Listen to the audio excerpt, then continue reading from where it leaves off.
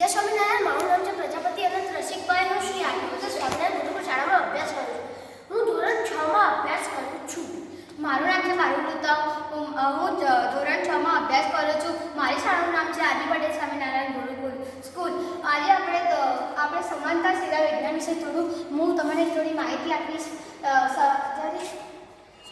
હું તમારા માટે પ્રાણામાં ઝાલાકાર શિરા વિન્યાસ વિશે થોડી માહિતી લાવ્યો છું. તો અહીં આપણે આવા પર્ણો લીધા છે. એમાં તમે અહીં જોઈ શકો છો, અહીં એક પર્ણ આપણે લગાવેલું છે જેના દ્વારા આપણે વધુ સમજી શકીએ છીએ.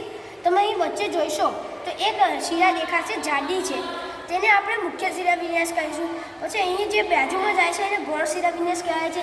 અને અહીંયા વચ્ચે તમે જોઈ શકો છો તો તેની અંદર એકદમ કરોડ અને ઝાડા જેવી પતલી શિરા વિન્યાસો જોવા મળે છે.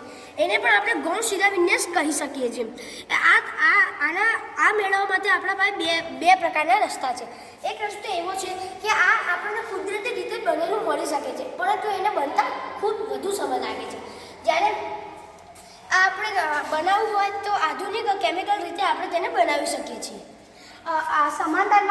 સમાનતાની શિરા વિજ્ઞાનો સીધી હોય છે. જ્યારે આપણે તે પાણા ફાડીએ છીએ તે હંમેશા તે સીધું ફાટે છે અને તેમાં વાંસ, ખજૂર, દ્રોહ, જંગલી ઘાસ, પામ ટ્રી વગેરે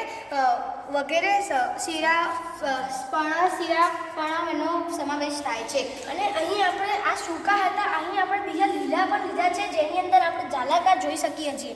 ઝાલાકાર પર્ણોમાં શિરાઓની દિશા નક્કી હોતી નથી, તે કોઈ પણ દિશામાં જાય છે, પરંતુ બધામાં એક મુખ્ય શિરા વિન્યાસ તો હોય જ છે. તેમાં આપણે ઉદાહરણ તરીકે ગુલાબ લીધું છે, લીમડો, પીપળો, શેતુર, જાસૂદ, મીઠો લીમડો વગેરે જેવા ઉદાહરણો લીધા છે. જો તમને અમારી આ માહિતી પસંદ આવી હોય તો ધન્યવાદ. અસ્તુ. જય સ્વામિનારાયણ.